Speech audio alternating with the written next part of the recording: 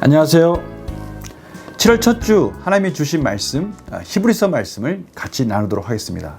히브리서 말씀은요, 선서 중에서 참으로 보석 중에 보석이라고 할 수 있을 정도로 예수님에 대해서 너무나 잘 표현된, 너무나 교리적으로 잘 정리된 로마서, 또 많은 바울 서신서와 함께 그것과는 또 차별되면서도 너무나 소중한 말씀으로 저희들이 읽혀지고 있는 중요한 서신서 중에 하나입니다. 그럼에도 불구하고 이 히브리서를 누가 썼을까? 많은 학자들이 논란이 있습니다. 물론 이러한 교리적인 이런 풍성한 지식을 보니까 바울이 썼을 것이다 라고 통상적으로 말을 합니다.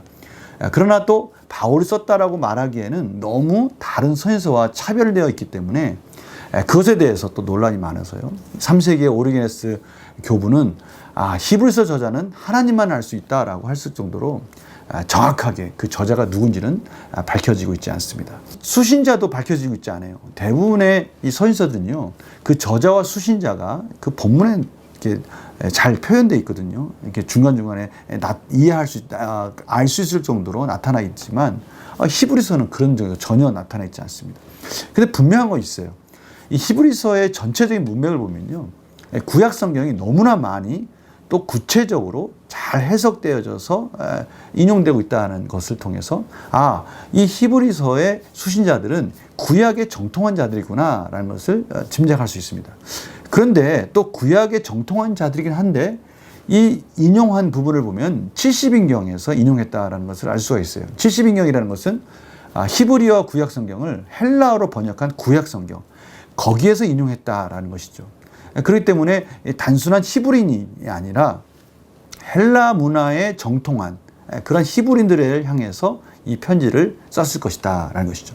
물론 자꾸 제가 서신서니까 편지하지만 히브리서 내용을 보면 설교문으로 익힐 수가 있는 내용들이 너무나 많이 있어요. 그 형식적인 면에 있어서 그냥 서신서라고 하기에는 너무 또 다른 부분이 많이 있습니다. 그래서 이 히브리서를 받는 수신자들은 분명한 당시 지중해에 있는 플라톤 철학에 기초한 그러한 또 아이디어, 그러한 내용들, 이런 흐름들, 또 그리스 로마 문화에 익숙한 사람들, 이런 사람들 향해서 쓰여졌을 것이 분명하기 때문에 이것은 헬락의 유대인들이 이 편지를 받았을 것이다, 가능성이 많다라고 그렇게 말들을 합니다.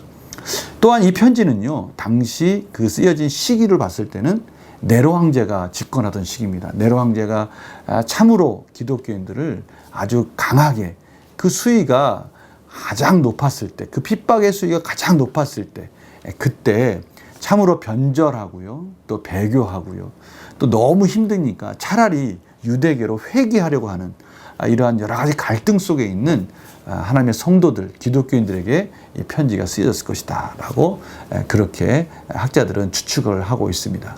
이 편지를 받았을 때 참으로 다시 한번 그 예수 그리스도, 유대교와 분명히 차별이 이루어지고 있는 구원자 예수 그리스도에 대해서 다시 한번 그 교리를 확립시켜 주고자 하는 그런 목적이 있다는 것을 분명히 저희들이 알 수가 있습니다. 저와 함께 이제 히브리서를 통해서 예수 그리스도의 분명한 교리를 저희들이 다시 한번 세우는 그런 시간들이 되었으면 하고요. 우리가 이러한 예수 그리스도의 교리를 단단히 세운다라는 것은 힘들고 어려운 시기가 되면 될수록 저희들도 지금 저희들이 사는 이 시기도 사실은 이 편지를 받는 그 수신자들의 못지않은 지금 기독교의 저희들의 믿음의 위기에 있다라는 점에서 참 공통점이 많이 있습니다.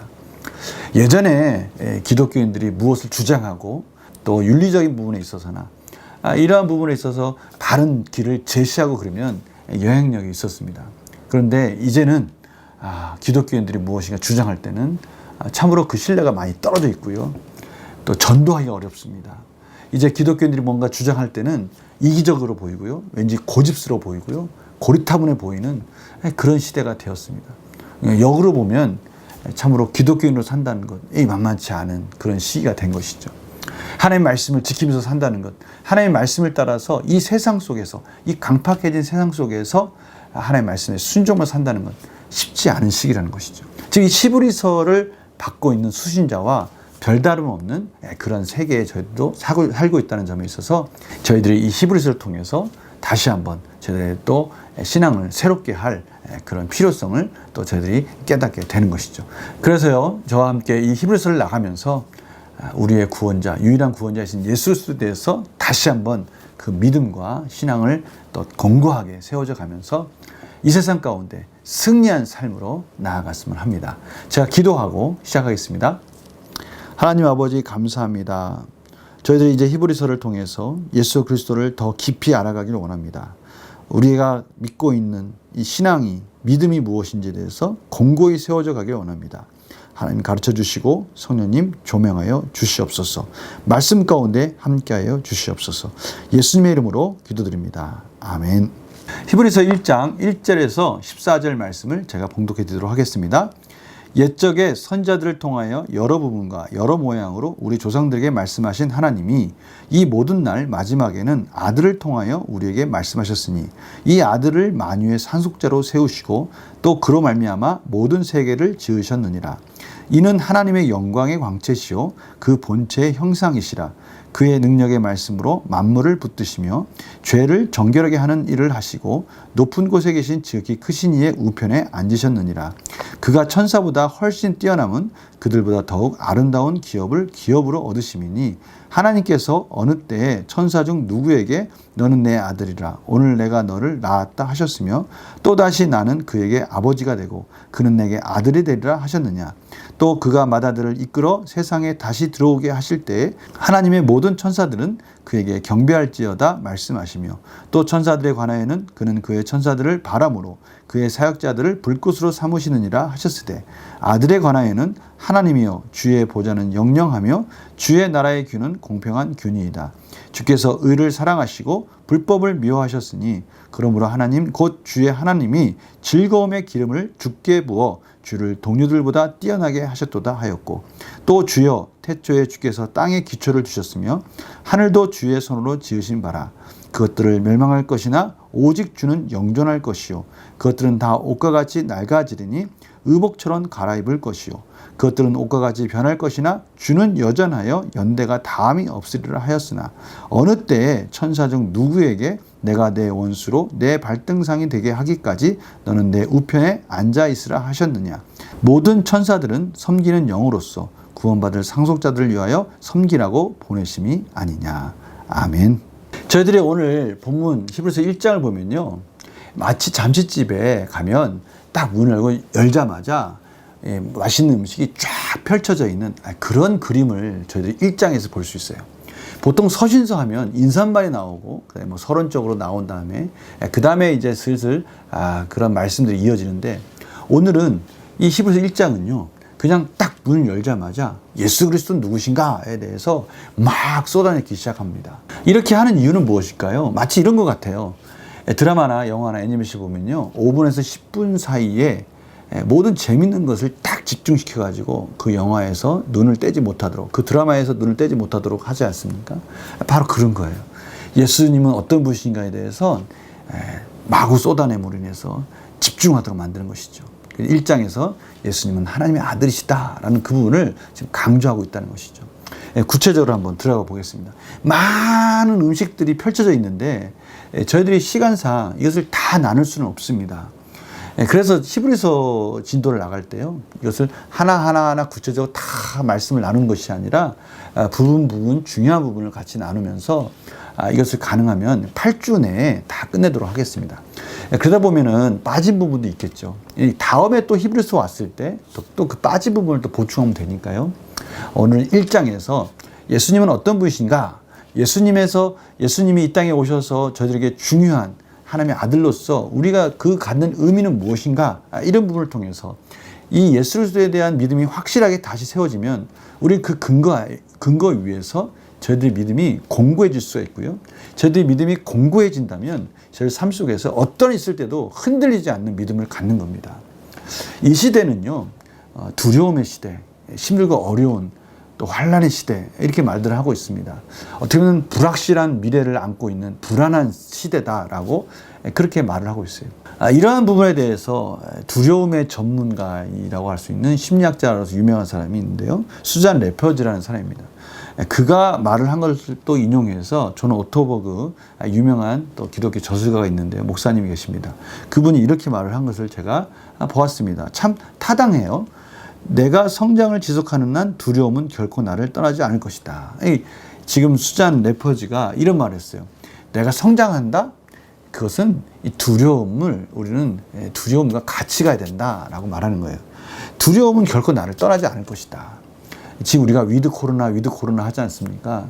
이제는 저희들이 이런 것들로부터 떠날 수 없다라는 그런 좀 비극적인 그런 현실을 저희들 맞닥뜨리고 있습니다. 그런데 이 두려움이라는 게 그렇지 않습니까? 저희들은 뭔가 하나의 고비를 넘기면 또 다른 두려움이 찾아오고 또 다른 두려움이 찾아오는데 곰곰이 생각해 보니까 그 두려움에서 벗어날 수 없는 것이 인생이라는 것이죠. 근데 중요한 것은 뭡니까? 이 두려움에서 벗어날 수 없는가 동시에 그 두려움에 맞닥뜨렸을 때 그 두려움과 싸우면서 성장하는 또 우리의 모습을 볼 수 있다는 거예요. 곰곰이 생각해 보시기 바랍니다. 성경의 굵은 맥을 보면요, 바로 그러한 죄로 말미암아 이 세상에 덮여진 두려움과 염려와 근심과 걱정, 이러한 여러 가지 비참한 현실 속에서 어떻게 그것을 뚫고 나오는가, 이것이 성경의 핵심 맥 아니겠습니까? 그런데 그 핵심 맥을 뚫고 있는 그 가장 중요한 그 복음은 예수 그리스도이십니다. 구약에서부터 계속해서 힘들고 어렵고 두려운 부분을 뚫고 나오는 데 있어서 하나님의 언약이 있었고요. 그 하나님의 언약은 예수 그리스도를 바라보면서 달려가고 있는 것입니다. 그것이 바로 오늘 말씀 가운데 옛적의 선지자들이 그렇게 말하던 그런 내용들이고요.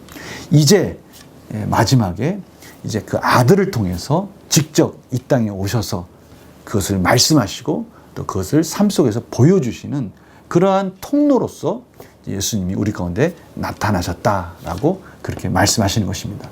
예수님은 우리에게 오신 말씀의 통로이시다라고 지금 가르쳐 주신 것이죠. 그래서 우리는 예수님의 말씀에 귀를 기울이는 것입니다. 요즘에 저희들이 마태복음을 통해서 말씀 묵상을 나누고 있습니다. 그런데 참 다이나믹합니다. 예수님께서 이 땅에 오셔서 말씀이 육신이 되셔서 오셔서 말씀하신 그 내용들은요, 참으로 복음 중에 복음입니다. 왜 그렇습니까? 하나님의 말씀을 가장 잘 이해하고 가장 잘 해석하신 하나님이 당시의 그 율법학자들과 논쟁하면서 실질적인 이 말씀의 의미를 하나하나 해석해 주면서 정말 다이나믹하게 이 말씀의 통로 역할을 하고 있다는 것을 저희들은 이 말씀 묵상을 통해서 확인하게 되죠. 그래서 이 말씀 묵상 안에서 저희들이 이런 말씀을 보지 않았습니까? 마태복음 7장 29절에요. 이는 그 가르치는 것이 권위 있는 자와 같고 그들의 서기관들과 같지 아니함이로라. 이 예수님의 권위를 누가 감히 그것과 비교할 수 있겠습니까? 그럼 이것이 왜 가능합니까? 오늘 구체적으로 이렇게 설명하고 있습니다. 2절에 보면요. 이 모든 날 마지막에는 아들을 통하여 우리에게 말씀하셨으니, 그럼 이것이 왜 가능한가? 이것이 말씀의 통로로서 확실한 하나님의 말씀의 통로로서 예수님께서 이 땅에 오셔서 우리에게 전해주신 그 말씀을 우리가 믿고 따라갈 수 있는 이유는 무엇인가? 구체적으로 이렇게 표현합니다. 이 아들을 만유의 상속자로 세우시고, 이 아들은 하나님의 그 지으신 이 모든 만유의 상속자라는 것입니다. 상속자가 무엇입니까? 상속자는요, 그 아버지가 가지고 있는 것을 그대로 송두리째 다 물려받는 자라는 뜻이죠. 또한 그로 말미암아 모든 세계를 지으셨다. 이 말씀을 보면요, 요한복음 1장을 보는 것 같아요. 이 말씀으로 이 세상을 창조하신, 근데 그 말씀, 로고스는 누구십니까? 바로 예수 그리스도이신 것이죠. 예수 그리스도가 이 만물의 상속자예요. 모든 만물은 하나님 건데요, 그 하나님께 예수님 거예요. 그 예수님은 또 그 모든 만물을 하나님의 뜻 가운데 온전히 창조하셨고 그 만물의 주인이 되시니까 당연히 그 모든 만물을 통해서 일어나는 하나님의 뜻, 하나님의 마음이 예수님을 통해서 그대로 전달될 수 있는 것입니다. 미래에 대한 불확신 때문에 염려와 근심 걱정이 저희의 삶을 누릴 수 있습니다. 그러나 말씀이신 예수 그리스도를 통해서 하나님이 전해주시는 이 구원의 메시지, 하나님의 말씀을 저희들이 가까이 할 때 저희들은 하나님과의 친밀한 교제가 회복되어지는 것이고요. 또 그 말씀을 통해서 그 그리스도가 주신 그 말씀의 통로를 통해서 하나님의 은혜를 충만히 공급받음으로 인해서 저들이 이길 수 있는 힘과 능력을 저들이 가질 수 있는 것입니다. 두 번째는요, 오늘 3절에 이렇게 표현되어 있습니다. 이는 하나님의 영광의 광채시요 그 본체의 형상이시라. 영광의 광채, 이 말 무슨 뜻입니까? 하나님의 영광을 그대로 반사했다, 뭐 이런 의미가 있을 수 있지만, 사실은 엄밀히 따지면 하나님의 영광과 예수 그리스도의 그 빛이 같다라는 의미로 해석할 수 있는 것이죠. 이렇게 흔히들 비유를 합니다. 하나님의 눈동자와 그 눈동자에서 나타나는 눈빛, 그것이 예수님이라는 것이죠. 다르지 않다는 거예요. 그러한 일치된, 하나님과 일치된 예수님, 그 영광의 빛이 드러나셨다라는 것이죠. 그러면서 그 본체의 형상이다라는 말도 바로 그 같은 의미입니다. 예수님은 하나님의 성품, 그 하나님의 성품이 고스란히 신성한 성품이 그대로 삶에서 나타나셨다라고 말씀하시는 거예요. 그게 형상이라는 겁니다. 하나님께서 가지고 계신 성품을, 또 그 성품을 삶 속에서 표현하신 분, 그분이 예수 그리스도시다라고 표현하는 거예요. 그러니까 이 표현이 지금 어떻게 보면요, 그림자 형식으로 돼 있어요. 그림자 형식으로. 근데 한번 생각해 보십시오. 그림자라는 것이요, 제가 무엇인가 이렇게 그림자를 나타냈잖아요. 그럼 우리는 이 그림자를 볼 때 이 그림자를 다르게 보지 않지 않습니까? 그 그림자는 사실 그 본체의 모양이 나타난 것이죠. 그러니까 본체입니다. 본체. 분리될 수가 없는 거예요. 마찬가지입니다. 예수님은요, 이 땅에 오셨지만 결코 하나님과 분리될 수 없는 하나님 자신이시다는 것을 지금 두 번의 강조해서 말씀하고 있는 거예요. 하나님의 영광의 광채다는 것은요, 하나님의 영광이 그대로 나타났다는 거예요.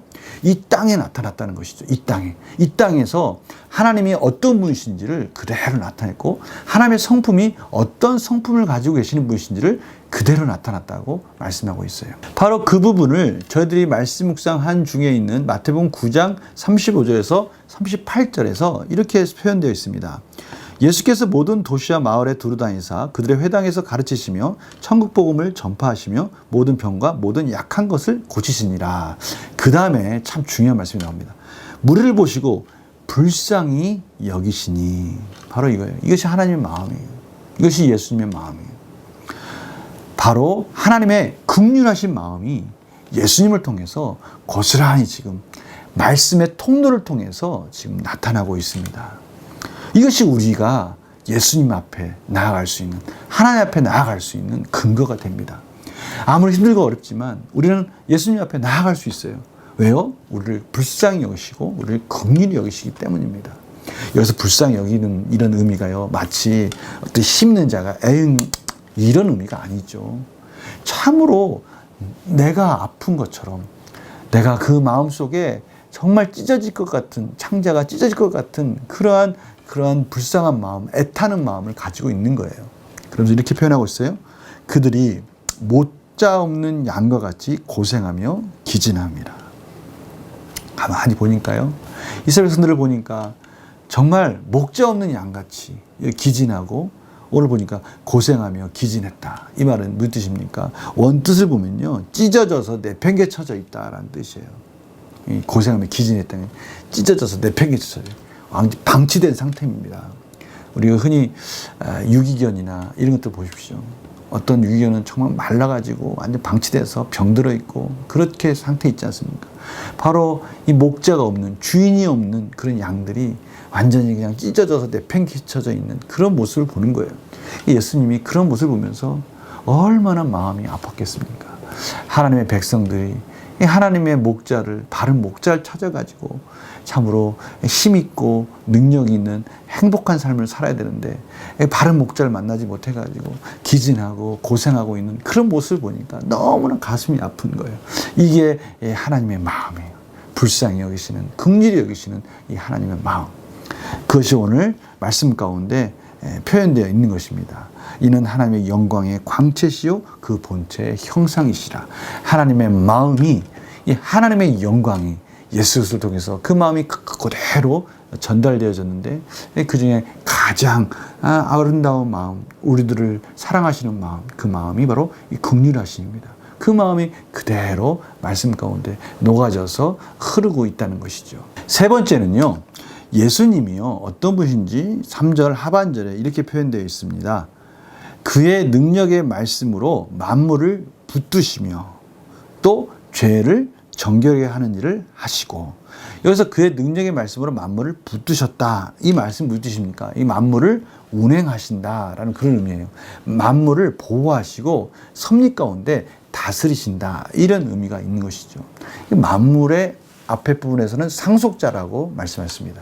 이제 그 만물을 예수님이 직접 섭리하시고 보호하신다는 것이죠. 다스린다는 것이에요. 그러니 우리가 그 예수 그리스도 안에서 모든 문제가 해결될 수 있다는 것을 지금 말씀하고 계시는 거예요. 근데 오늘 참 재밌는 것은요, 오늘 1장에 갑자기 천사가 등장합니다. 4절에 보면요, 그가 천사보다 훨씬 뛰어남은 그들보다 더욱 아름다운 이름을 기업으로 얻으심이니. 3절까지 예수님에 대해서 쭉 설명하는데요, 갑자기 4절에 이런 예수님은 천사보다 우월하다 이렇게 표현되어 있어요. 왜 이런 말씀이 나왔을까요? 당시에는 천사 숭배 사상이 팽배해 있었기 때문에 그래요. 왜 천사 숭배 사상이 팽배했겠습니까? 힘들고 어렵고 여러 가지 문제를 해결하고 싶은데 인간의 한계 속에서 해결할 수 없으니까 하나님의 중재자이면서 그 인간보다 초월해 있는 영적인 존재, 그 천사들을 숭배하면서 그 천사들이 자신을 도와주기를 구했다는 것이죠. 이걸 다른 말로 한다면요, 이 시대에 저희들은요, 천사 숭배는 아니지만 우리가 가지고 있는 여러 가지 문제들을 해결할 때 무언가 초월해 있는 힘을 의지합니다. 이거 우상이에요, 우상. 뭔가 기원하고 바라고, 그것들과 어떤 긴밀한 관계나 어떤 그것을 통해서 우리의 인격이 변화되고 그런 거 기대하는 거 아닙니다. 그냥 그 초월해 있는 힘을 빌려가지고 여러 가지 어려운 문제를 해결하고 싶은 거예요. 그런데 참 그것들이 결국 우리의 문제를 해결하는 것 같지만 결코 그것들로 인해서 우리의 인격이 그것을 견딜 수 있는 힘과 또 방법들, 실력들을 배우는 것이 아니라 오히려 그것들에 매여 종노릇하는 그러한 모습, 우상에게 매여 있는 모습, 그런 것들을 저희들이 보게 되는 거예요.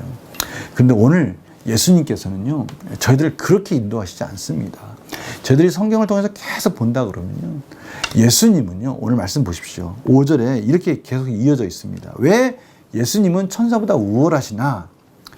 5절에 하나님께서 어느 때에 천사 중 누구에게 너는 내 아들이라 오늘 내가 너를 낳았다 하셨으며 또다시 나는 그에게 아버지가 되고 그는 내게 아들이 되리라 하셨느냐. 이 부분도 앞에서 제가 설명한 부분과 동일한 부분이에요. 오늘 보니까 너는 내 아들이라 오늘 내가 너를 낳았다. 이것은 관계적인 측면이지 사실은 그 아들은 하나님과 같지 않습니까? 하나님에게서 낳았다는 말은 예수님이 관계적인 면에 있어서는 아들이지만 결국 하나님과 같은 하나님의 존재다라는 것을 지금 말씀해 주시는 거예요. 그러니 저희들이 진정으로 이 말씀에 대해서 이 땅에 오셔서 하나님의 통로가 되시고 말씀의 통로가 되시고 상속자가 되시면서 또 저희들 가운데 오셔서 이제는 저희들 가운데 긍휼하심으로 저희들을 붙들어 주시는 그 예수님, 그분께 나아가는 것이 옳지 않느냐라고 말씀하시는 것이죠. 이 모든 말씀을 14절에 이제 이렇게 요약할 수 있습니다. 모든 천사들은 섬기는 영으로서 구원받을 상속자들을 위하여 섬기라고 보내심이 아니냐. 아까 천사 숭배 사상 얘기하지 않았습니까? 저희들은요, 천사를 숭배한 자들이 아니라 오히려 천사들이 저희들을 섬기는 영으로서 하나님 보내주셨다는 거예요. 천사들이 저희들을 도와줍니다. 힘들고 어려울 때 도와주는 그러한 섬기는 영으로 저희를 보내주셨다는 것이죠. 그러니 저희들 존재가 그렇게 천사를 숭배하고 힘들고 어렵다고 해서 조금 약간 신령한 것 같은 그런 것들을 섬기는, 우상을 섬기는 그런 존재가 아니다라는 것을 말씀해 주고 있어요. 저희들이 지금 어떻게 살아야 될지 분명한 그 방향을 가르쳐 주고 있지 않습니까? 예수 그리스도 안에서 저희는 어떤 자들이냐? 구원받을 상속자들이다라고 표현하고 있어요. 아까 제가 말씀드렸을 때 상속자가 어떤 의미입니까? 하나님의 상속자인 예수 그리스도, 하나님 것이 다 예수님 거였어요. 그럼 오늘 구원받을 상속자들이니까 그 모든 것들은 또 저희들 것입니다. 이 모든 만물은 하나님이 저희들에게 선물로 주셨어요. 이 만물 앞에 저희들이 그것이 노예가 되는 게 아니라 다스린 자로 저희들을 부르셨다는 거예요. 예수 그리스도와 함께 왕노릇하는 자들로 저희를 부르셨다는 겁니다. 오늘 이 말씀 잘 정리하시기 바랍니다. 예수 그리스도께서 말씀의 통로로 오셨어요. 그 말씀은 우리가 그 말씀의 통로로 하나님과 충만한 교제를 나눌 수 있다는 거예요. 단순히 예수님께서 말씀의 통로로 오신 것이 아니라 우리를 정결하게 하시는, 피 흘리시는 사랑의 확증을 오셨어요. 그러기에 우리는 그 하나님과의 충만한, 가로막혀 있던 죄의 문제가 해결됨으로 인해서 예수님의 말씀 안에서 충만한 사랑 가운데, 은혜 가운데 이 만물을 다스리는 상속자로 저를 부르셨다는 것을 오늘 1장에서 말씀해 주고 계시는 것입니다. 오늘 이 어렵고 힘든 시기에 오늘 이 말씀 잘 정리하시면서 그런 모든 문제의 노예가 아니라 그 모든 문제를 능히 뚫고 나가시는 예수 그리스도의 십자가, 그 말씀의 통로를 통해서 하나님과의 충만한 교제, 말씀 안에서 이기시고 승리하며 이 두려움과 어려움 속에서 우리의 인격이 성장해가는, 우리의 그 모든 것들을 이겨가는 실력이 더욱더 예전보다 강해져가는, 또 능숙해져가는 그런 저희들의 삶을 저희들이 경험했으면 합니다. 제가 기도하고 마치겠습니다. 하나님, 오늘 말씀을 통해서 예수 그리스도에 대해서 다시 한번 하나님의 소중한 말씀을 나누었습니다. 예수님을 알면 알수록, 우리가 예수님의 신앙을 고백하면 고백할수록 하나님과의 충만한 교제 속에서 이 땅을 살아갈 수 있는 놀라운 능력과 은혜를 공급받을 줄 믿습니다. 말씀 안에서 승리하는 저들의 삶이 되게 하여 주시옵소서.